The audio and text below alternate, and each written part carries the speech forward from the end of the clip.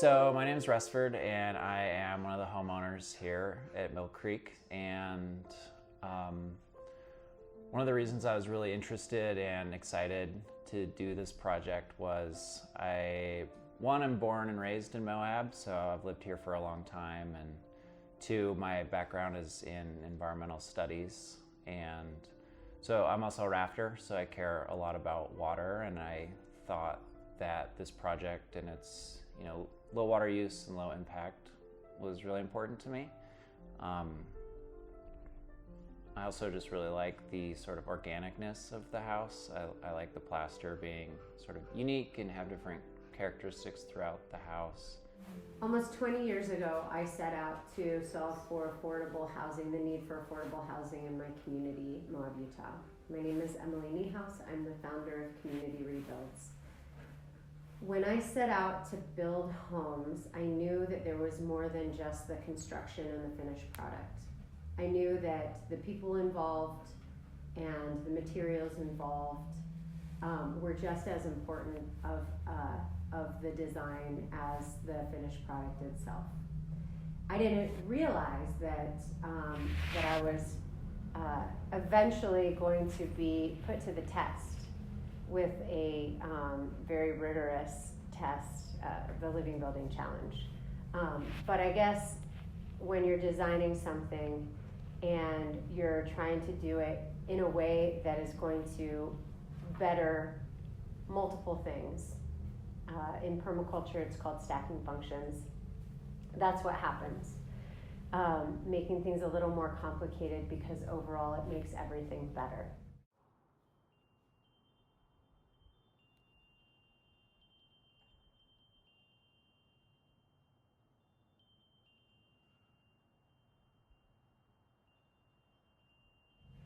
So early 2000s, I saw the affordable housing need. I put together this idea of combining student interns with those who needed affordable housing, a student education program that was not only going to build homes, but build builders. And when it came down to what the building product was going to be, in Moab, Utah, because of conversations with experts in the natural building world, straw bale construction was a no-brainer. And it wasn't just straw bale, it was the earthen floors, it was the beautifully plastered walls, it was the southern facing exposure, it was the eventual dream of putting PV, solar PV on affordable housing projects. It was the gray water system that 20 years ago wasn't legal in my city of Moab, Utah, and really isn't widely accepted yet. So I set out with a vision and a dream and a hand with crossed fingers and shared it with others. And the beautiful thing about solving for a need for others as opposed to a need for yourself is that you find people are willing to get on board. And when the need is nested in your community and your state and your country and the world, then you really find a lot of commonality and a lot of collaboration. So fast forwarding to what year is it today? I think we're 2022 right now. And a couple years ago, I was transitioning from being the founder and executive director of Community Rebuilds into being the mayor of the city of Moab. I was humbly elected to be the mayor and set to transition out of that role. But before I left, and thanks to the inspiration of Chris Magwood, who did a presentation in 2012 at the International Straw Building Conference in Estes Park, Colorado. Thanks to him for being the inspiration, I signed the agreement to move forward with a development called the Projects at Mill Creek, where Community Rebuilds was going to set out to build the first full pedal certification living building and really 4 living buildings in Moab, Utah, because, you know, we just make it more difficult at Community Rebuilds because we're gonna make it better. Community Rebuilds was so lucky to find our Architectural Nexus based in Salt Lake City. Fun story. I was at a conference, it was my first year as mayor, and I was standing in line, like a buffet line, like a sandwich buffet line, where you're gonna get like your styrofoam plate and your like takeaway utensils. And I was starving, and so I'm standing in line, and then there's this guy standing in line with me, and he's like, "What do you do?" And I'm like, "Well, I'm mayor of Moab, but also I'm the founder of this nonprofit where we build low carbon, modern natural buildings, straw bale construction, actually." And usually that introduction leads to, "Oh, cool," I think. But this particular guy was like, "Are you kidding me? Because the president of my company does this thing called Living Building Challenge." And I was like, "What? We're talking about doing the Living Building Challenge here at Community Rebuilds." It was like stars aligned. It was this most incredible, unexpected meeting. And it was that meeting that led me to give a call to ArchNexus and say, "Hey, you're ambassadors for the Living Building Challenge. We're set to do this project. I want to do this project. We need an architect." And the principles of LBC, you know, you're supposed to look around, stand in the site, look around and see what you see. And so having an architectural partner from Salt Lake was really just the coolest. I thought it was like a unique puzzle. You know, some things were a little challenging in finding, like, you know, obviously like getting resources to a small rural community can be challenging, but I think overall, like, it's pretty cool to be in a house that's very sustainably built. So one of our main goals with this project was to be zero waste, actually net positive waste, and to not send anything to the landfill. Ordinarily on our sites we'd have a dumpster, and usually Community Rebuilds builds still produce relatively small amounts of waste compared to more conventional building, but on this build we just didn't have a dumpster. Any materials that we could reuse scraps of in the houses were reused, and then anything else that we could recycle or compost, we did that with. Everything that was left over after that we turned into fencing that kind of serves as a noise and privacy barrier for the homeowners here. So something that's really important to CR and also the Living Building Challenge is salvaging. So thinking beyond what new materials we're using in the build, but also what already exists that we can reimagine or rethink. So all of the doors, lights, fixtures, among other things, were all salvaged or used secondhand. This is our materials monument, art wall, trash fence. It's gone through a couple name changes over the years.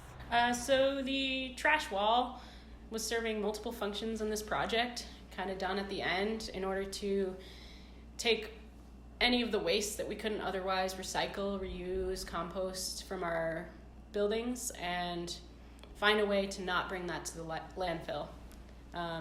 So it's meant to serve the purpose of kind of a privacy and sound barrier for the residents here who live on a very busy street in town where we got a lot of tourist traffic going up to Sand Flats.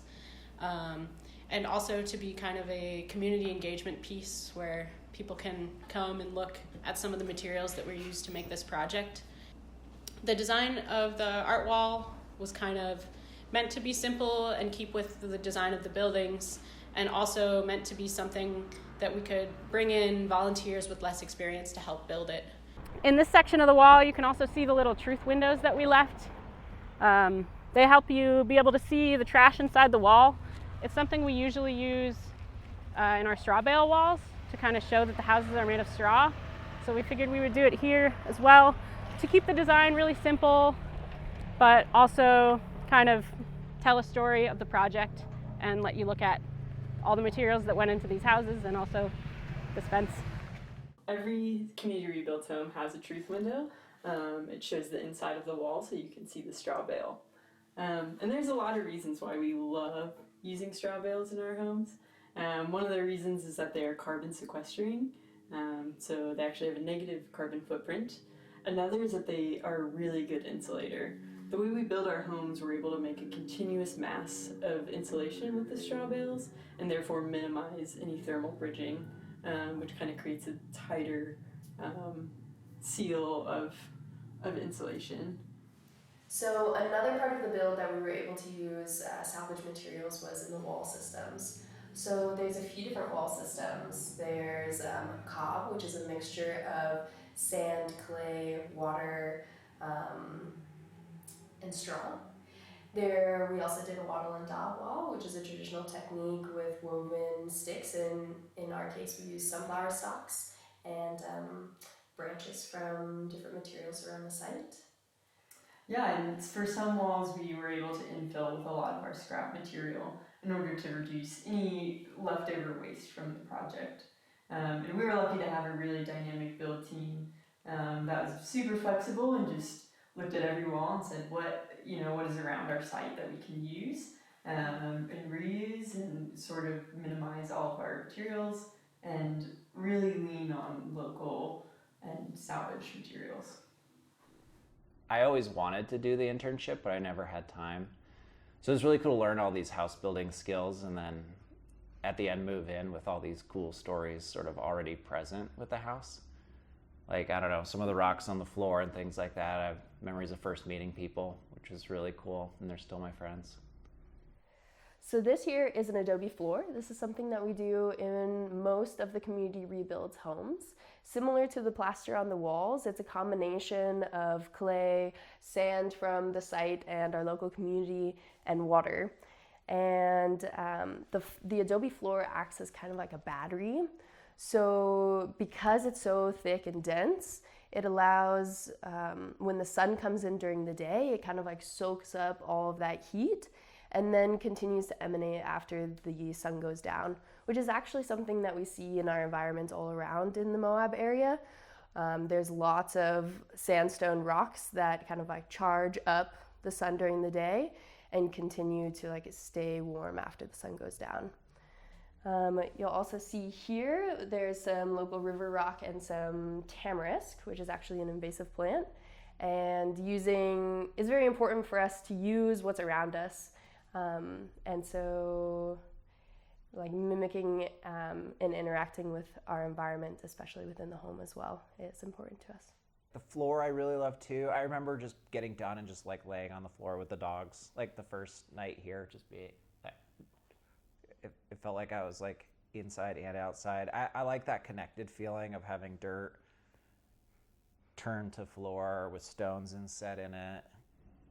Yeah, Loretta likes the stones right there in the winter when the sun's on it. Annie likes them in the summer when they're like cool. It's pretty funny.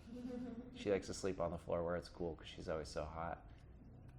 I mean, I guess like just in general living here, like some of the really cool aspects and things I guess I thought about prior to the build, but just my mini splits, my heating and cooling, but I haven't had it on in like a week or two now. I'll have fans on occasionally, but with the way the windows are set up in the winter, a lot of sun comes in, and in the summer it's blocked, so it stays pretty moderate.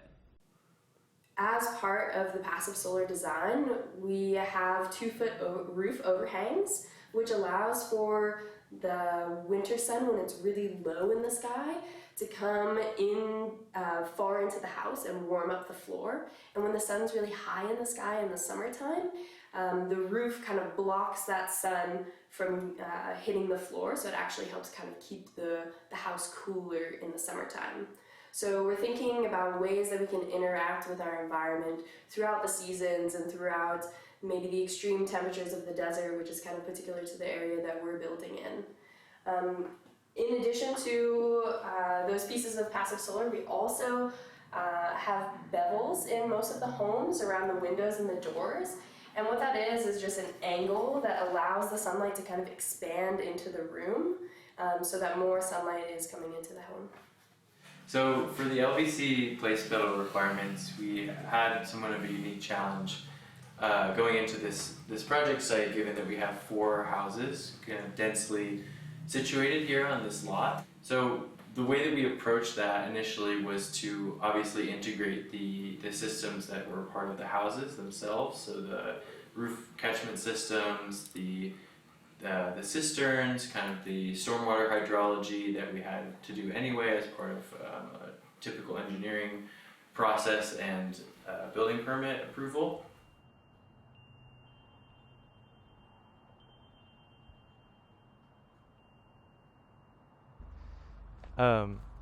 So along this area in the middle of kind of where these 4 houses come together, we've built a stormwater swale that brings water up from the high point of the property all along into a culvert that reaches to the other end of the property. We've kind of utilized that feature that was necessary to kind of stabilize the site in order to use that opportunity to revegetate in this corridor. So you can see we're in an early spring time in Moab. You can see some of the plants are starting to come back, and they're in their first full year of growing. So we expect that as we get this entire good growing season to happen, these native plants that shouldn't require any supplemental water beyond what comes through this channel, that they'll be able to grow into a nice natural barrier, in addition to the structure that the homeowners are building that will still allow water to pass through, but will kind of create a sense of privacy and separation between the 2 residential spaces. The way that we handled deciding the landscape features and the kind of the general layout of the site was deciding on a couple peripheral areas that we were able to revegetate with local and native species that were specifically adapted to the microclimate of this individual lot. So going beyond the Colorado Plateau, which is the general bioregion that we're a part of, which is a high arid desert that features very high temperatures in the summer and very low temperatures in the winter, we're actually able to identify the riparian nature of our site, being closely situated to Mill Creek, which is a major kind of lifeline of this, as far as water goes, for this community, for both the people and the ecology of the site. So we chose 3 larger areas that we were able to kind of mimic natural vegetation patterns that we identified in our reference site, and we planted species that we thought would be adapted well for a variety of purposes, such as screening. It's a very busy part of town, so we planted species that would be able to provide a decent buffer for the residents. We also chose species that would do some soil remediation through nitrogen fixing, as well as your pollinator species and forage foods for local fauna that we're hoping to attract back to the site. So you can see here one of the not native but locally adapted species that we have here is a goji berry. This is still some leftover fruit from last fall's production cycle, but this is one of the many plants that's interspersed throughout the system that is also creating an edible food product without needing much supplemental water after it's been established. And that's a pattern that we've kind of repeated throughout the site. Not only, obviously these goji berries are suitable and edible for human use, but also as forage for local and native animals. In addition to that, each home is equipped with gray water systems.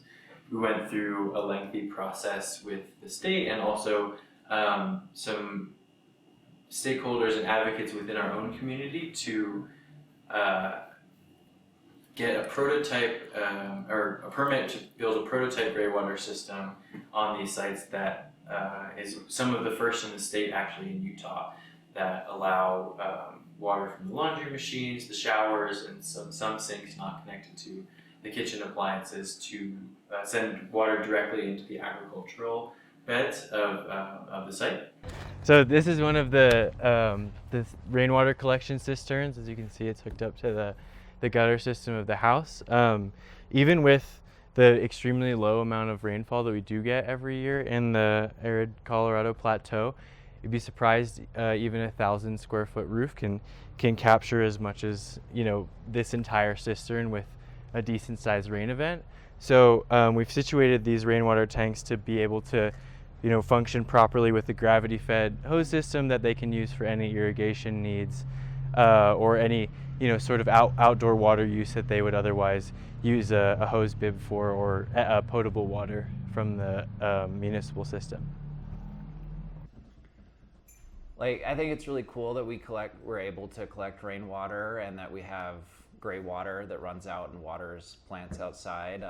I'm an avid rafter and I've been working for environmental nonprofits for a long time in Utah, and I know pretty well and understand the issues around water use in an arid environment. And as we see like Lake Powell continuing to get lower and the impacts that we're seeing in the Southwest from this long-term drought, it's pretty important we do things to mitigate that. So I think that's one plus. It's really awesome with the LVC homes.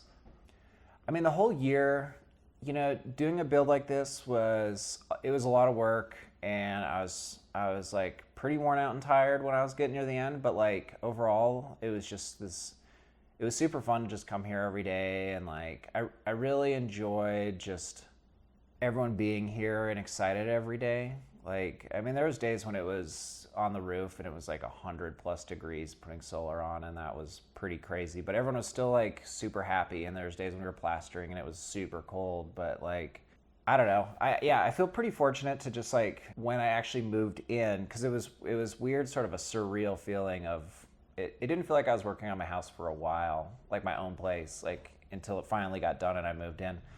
And it was pretty cool to have all these like sort of stories built into the walls. Like I remember just some of the plaster marks in here of like certain people making those marks. And I remember those days, and I remember meeting certain people when these rocks were going in, to the floor. But I felt really lucky to get to be involved with it. I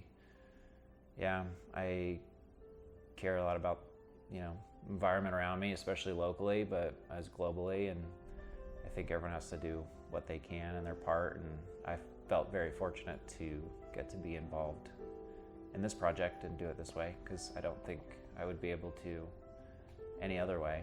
I think it'd be more traditional house building otherwise. I couldn't do this on my own, that's for sure. We build beautiful homes that are grounded in the values of equality and sustainability, regenerative building design, the materiality, what we're building with and where it's coming from. There were so many things that were incorporated in the Community Rebuilds program that Living Building Challenge, LBC, was like a no-brainer of how we were going to be able to say on paper, verified by a third party, what we build is really cool stuff, and how we build is really cool.